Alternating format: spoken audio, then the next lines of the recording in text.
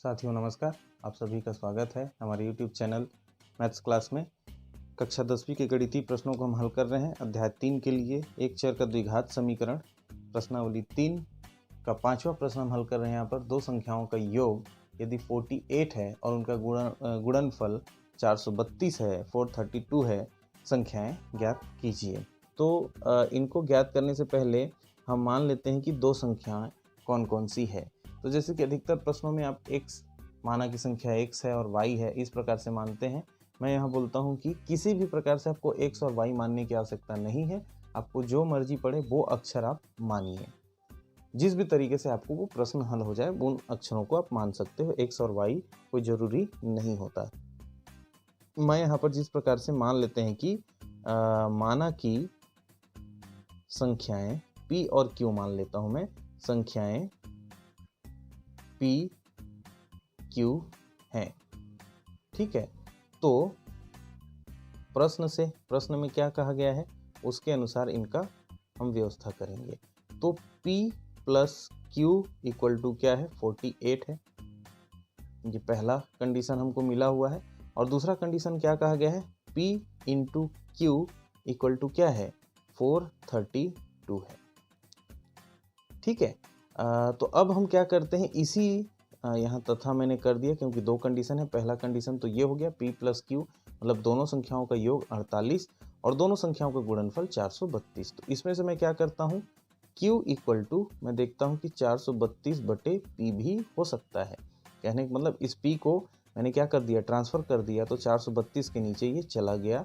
ये हमारा दूसरा कंडीशन हो गया।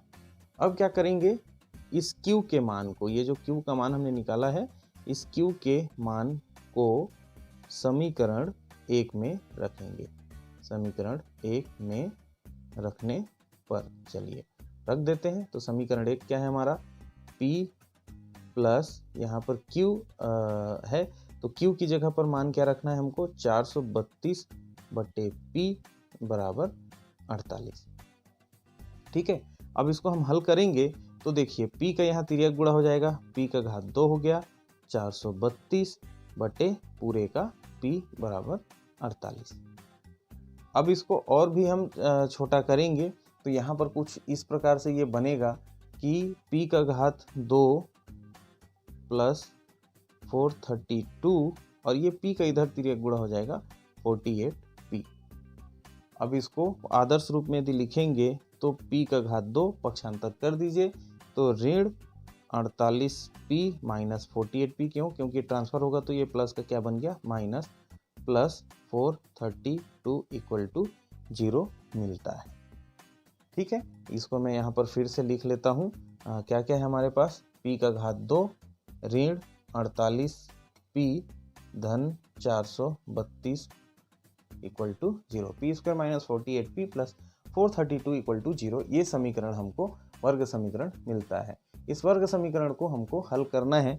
दो विधियां हैं, गुणनखंडन या पूर्ण वर्ग विधि। तो ये गुणनखंडन से बहुत आसानी से हल हो जाएगा। चलिए देखते हैं कैसे। अब यहाँ पर हम गुणनखंडन विधि से इसको हल करते हैं। तो देखिए 432 का गुणा सामने P का घात 2 वाली संख्या से करेंगे। इसके सामने कोई संख्या नहीं मतलब 1 है। 1 के साथ यदि 432 का गुणा करते हैं तो हमको क्या प्राप्त होता है, 432 प्राप्त होता है। अब बीच वाली संख्या कहने का मतलब क्या है, 48 है। इसको इस रूप में तोड़ा जाए कि इनका गुणा करने से 432 आए और जोड़ने या घटाने से कितना आना चाहिए, 48 आना चाहिए। अब देखिए साथियों, 432 तो कितनी ही प्रकार से आ सकता है। जैसे 432 में 1 का गुणा करेंगे 432 आएगा। इसको हमने आधा कर दिया, 216 में 2 का गुणा करेंगे तो भी 432 आएगा। ऐसे ही इसको पीछे हम खिसकाते जाएंगे। 108 में यदि हम 4 का गुणा करेंगे तो भी हमको क्या मिलेगा, 432 मिलेगा। इसको और कम करते जाएंगे तो ये हो जाएगा 54। इसके साथ यदि 8 का गुणा करेंगे तो भी 432 मिलेगा। इस प्रकार से यहाँ पर ये 27 गुणित 16 का यदि करते हैं तो भी हमको क्या मिलेगा, 432 मिलेगा। उसके अलावा और क्या हो सकता है, यदि हम और इसको कम करते जाते हैं तो इसके अलावा और हमको संख्याएं मिल जाएंगी। जैसे कि 36 का यदि हम 12 से गुणा करते हैं तो तब भी हमको क्या मिलता है, 432। तो ये सभी प्रकार से हमको कुल मिला के 432 और इसके अलावा भी एक आध और कुछ हो सकता है जिससे 432 मिलेगा, लेकिन हमारे काम का है केवल ये। इसीलिए मैंने इसको डायरेक्ट लिख दिया, क्योंकि यहाँ और आप लंबा कर सकते हैं और छोटा कर सकते हैं, चीज़ें आपको पता रहनी चाहिए। तो मैं यहाँ क्या है, लंबा करने से मतलब नहीं है, यहाँ पर मैंने 36 × 12 निकाला। क्यों? क्योंकि देखिए इन दोनों को जोड़ने से कितना आ जाता है, 48 आ जाता है, और गुणा करने से कितना आ जाता है, 432। तो ये गुणनखंडन विधि से बिल्कुल ज्ञात हो सकता है। तो यहाँ पर हमने क्या कर लिया, पी स्क्वायर माइनस 48, यहाँ पर हम इसको लिखेंगे 36p माइनस 12p, क्योंकि दोनों p हैं इसलिए आपस में जुड़ जाएंगे, माइनस और माइनस 12 और 36 का हो गया 48, और गुणा करने से आ गया 432। अभी बहुत सारे साथी बोलेंगे कि जब ये 432 आपने डायरेक्ट 36 और 12 का गुणा करके लिख दिया, तो ये सभी को तो पता नहीं चलेगा कि इसी से आता है, तो फिर कैसे करें? तो उसके लिए सिंपल सा कॉन्सेप्ट है।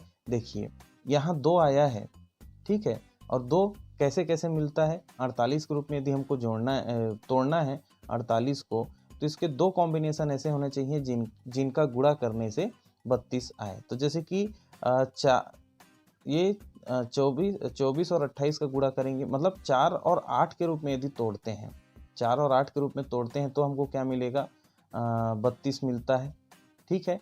या फिर 6 का 2 से गुणा करेंगे तो हमको 32 का कंडीशन, मतलब ये 2 इकाई में मिलेगा। इसलिए हमने क्या कर दिया, इस रूप में तो 48 नहीं टूट सकता, इस रूप में जरूर टूट सकता है, तो इसलिए हमने यहाँ पर 36 × 12 कर लिया है।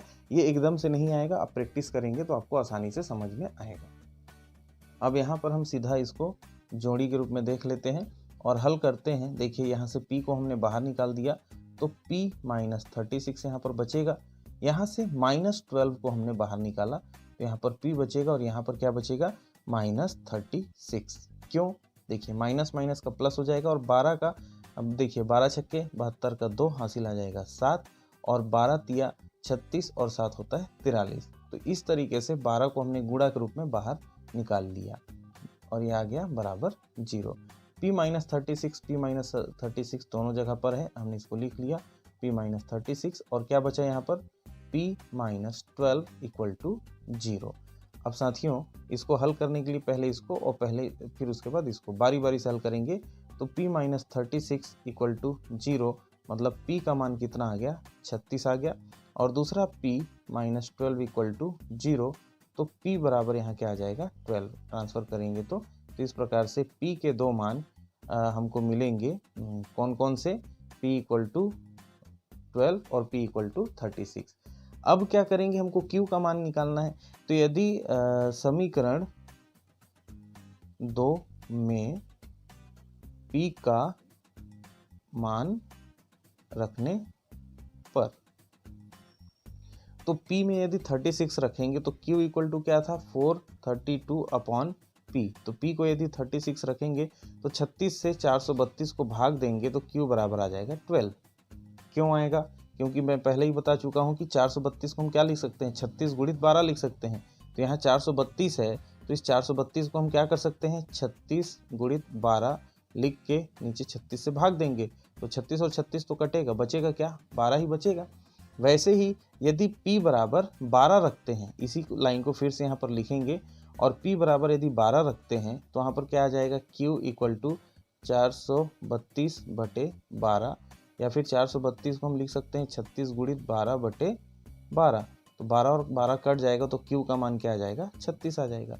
मतलब p को जब 36 रखेंगे तो q 12 मिलेगा, p को जब 12 रखेंगे तो q 36 मिलेगा।